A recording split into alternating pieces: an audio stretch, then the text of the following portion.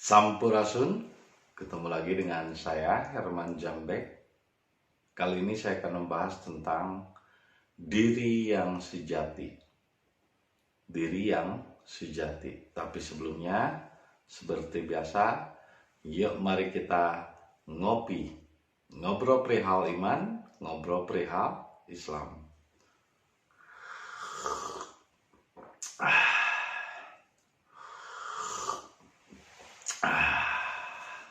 Santai saja ya, jangan terlalu tegang, rileks, dan nikmati hidup. Apa itu diri yang sejati? Karena pada umumnya ketika orang berbicara diri, jati diri, banyak orang terjebak masih kepada diri bagian luar. Jadi ketika berbicara diri, ini masih terjebak dengan hal-hal yang masih di luar, masih cangkangnya saja. Jadi ketika berbicara diri sebetulnya bukan diri, tapi masih berbicara cangkang.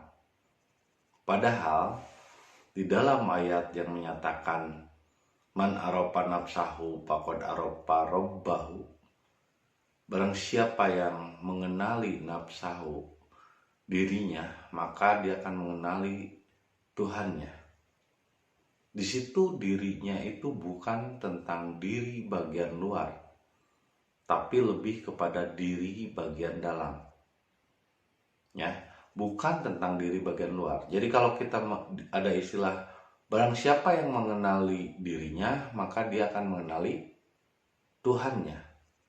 Itu artinya barang siapa yang mengenali diri bagian dalam, diri yang sejati atau jati diri. Seperti apa diri yang sejati? Diri sejati ini seringkali tertutup oleh diri-diri bagian luar.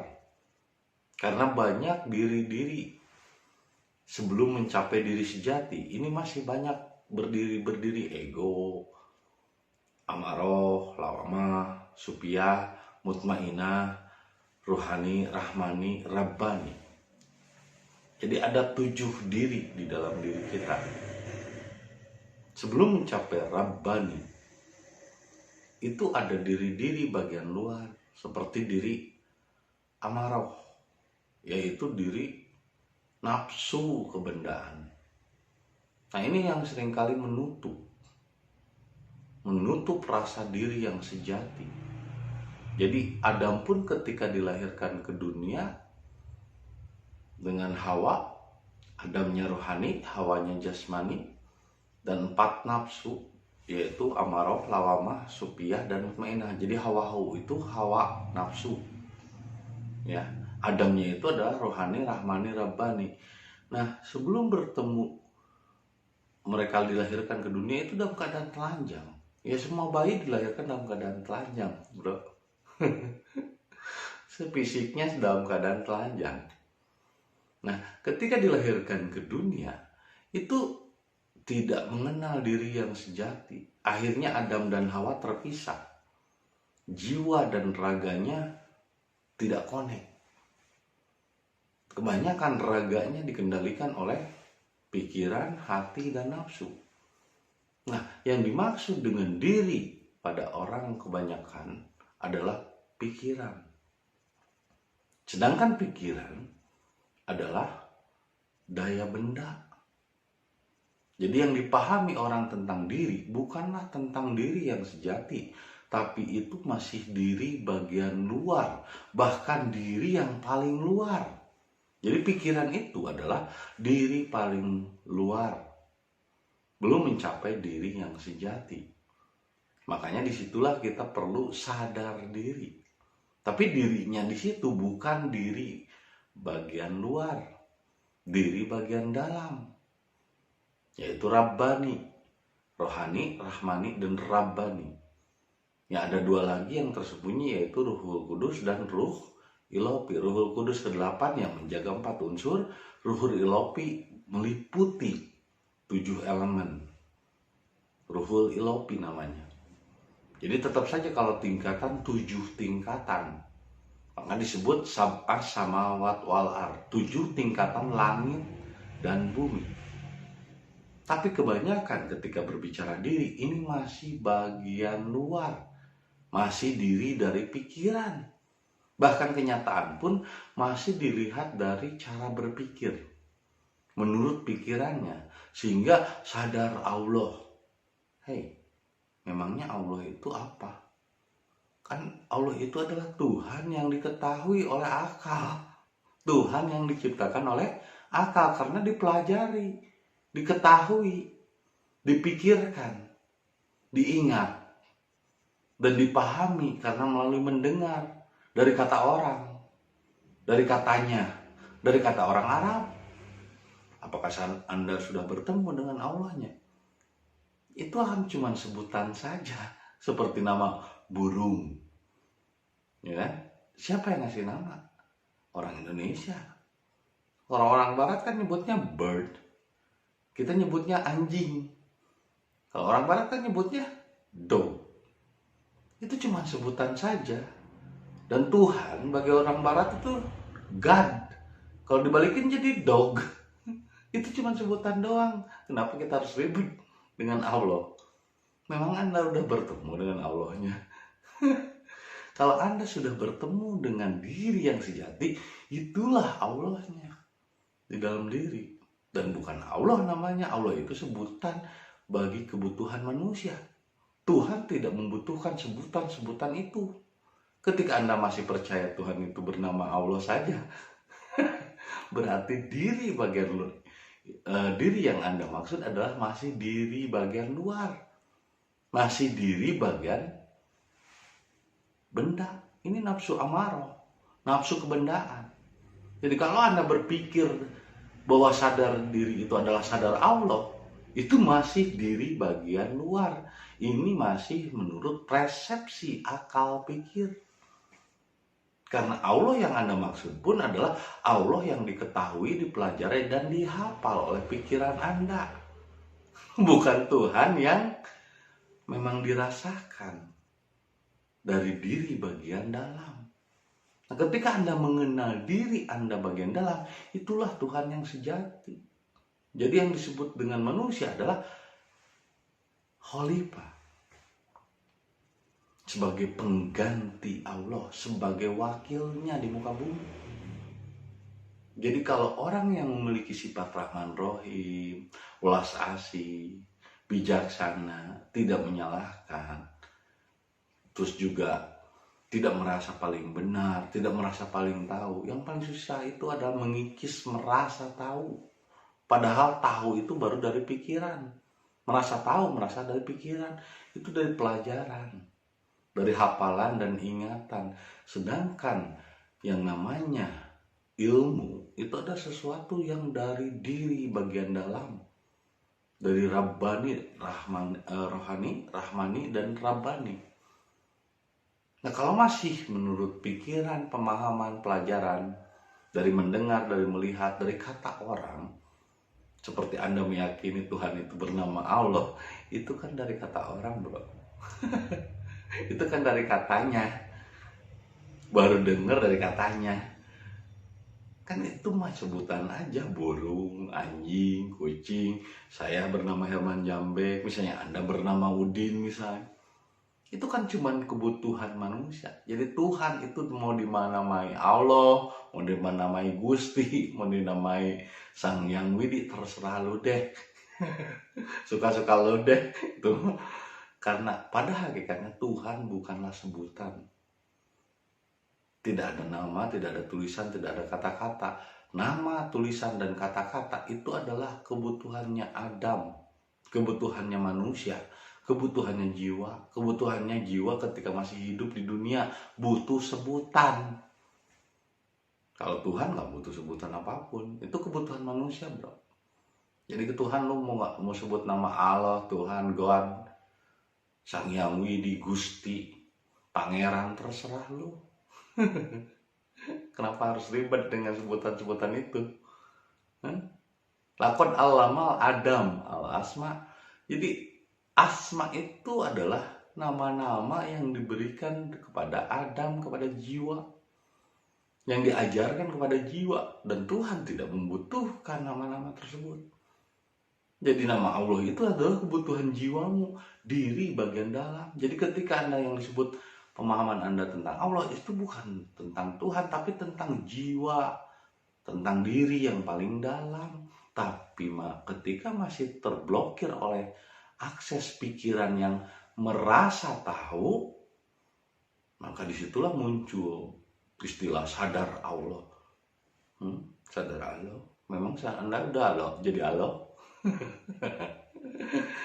Allah itu bukanlah tentang klaim bahwa diri kita sebagai Allah. Allah memang bisa menjelma menjadi manusia, karena memang manusia itu adalah khalifah, penggantinya. Karena manusia itu memang wakilnya, diciptakannya manusia untuk menjadi paralon, untuk menjadi corong Tuhan. Tapi ketika muncul pengakuan aku ingin menjadi Allah, tersesat bro. Karena Tuhan, Allah itu sebutan orang Arab ya, pangeran atau gusti bisa menjelma menjadi manusia. Tapi manusia ketika ingin menjadi Tuhan, offset, nggak bisa. Karena apa? Karena hanya Tuhan yang bisa menjelma jadi manusia. Tapi ketika manusia ada upaya ingin tahu Tuhan, ingin menjadi Tuhan, tersesat bro. Itu masih Saitonia. Memang pikiran itu juga beribadah kepada Tuhan, ya, mengenal nama Tuhan, bersumpah demi Allah. Iblis juga bersumpahnya demi Allah, Firaun juga bersumpahnya demi Allah. Siapa bilang? Hanya jiwa yang berserah diri yang beribadah pada Allah. Pikiran pun bersumpah demi Allah, pikiran pun ibadah pada Allah. Cuman pikiran ini selalu merasa tahu, menghalangi rasa diri kita untuk bertemu dengan diri yang sejati. Diri yang sejati ini terhalang oleh pikiran yang selalu merasa tahu. Seperti Anda ketika muncul istilah harus sadar Allah, ya itu masih pelajaran bro. Menurut pikiran lo, menurut daya Saitonia pikiran. Jadi diri itu bukanlah tentang apa yang kamu pikir tentang nama-nama Allah, pangeran, gusti, terserah lu itu mah. Bebas, mau gua mah bebas lah. Nggak pernah memperdulikan mau lu sebut nama Allah, pangeran, gusti, itu terserah lu.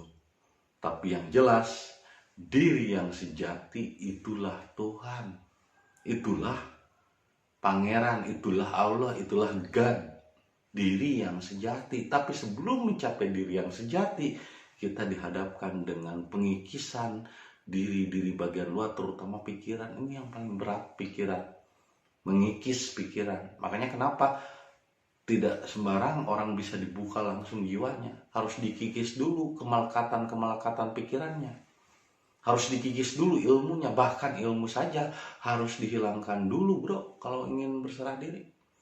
Ilmu saja nggak terpakai karena itu masih baju, masih jubah. Harus dilepas dulu ilmunya, harus dibuang dulu baju-bajunya, barulah kita telanjang. Karena kebenaran itu harus telanjang bulat. Jadi kebenaran itu, untuk mencapai kebenaran harus telanjang. Telanjang di situ bukan berarti Anda seperti Anda jalan-jalan nggak pakai baju, bukan.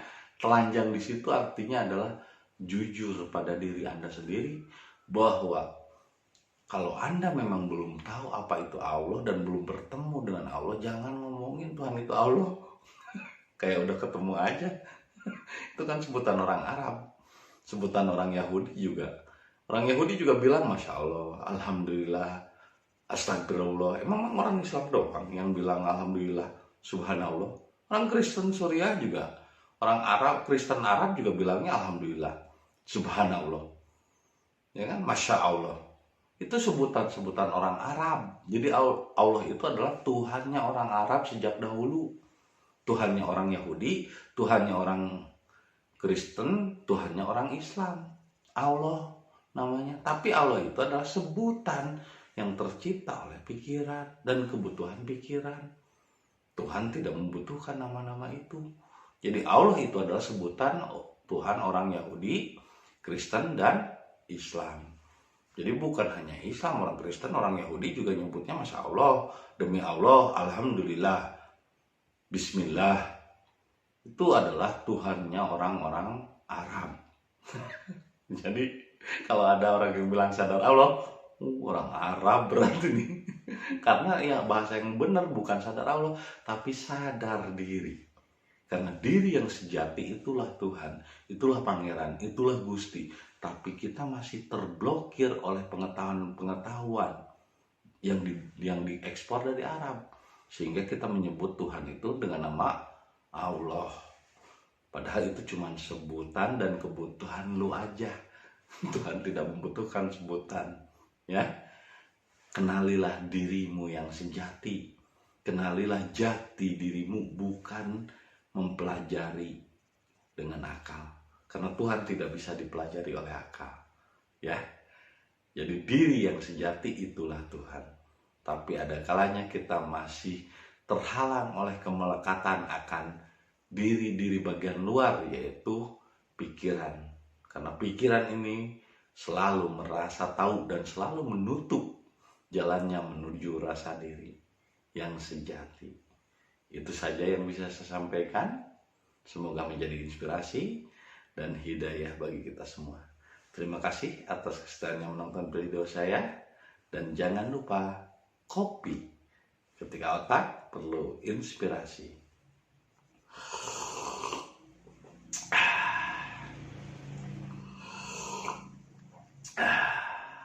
Sampai jumpa lagi di video-video berikutnya. Sampurasun.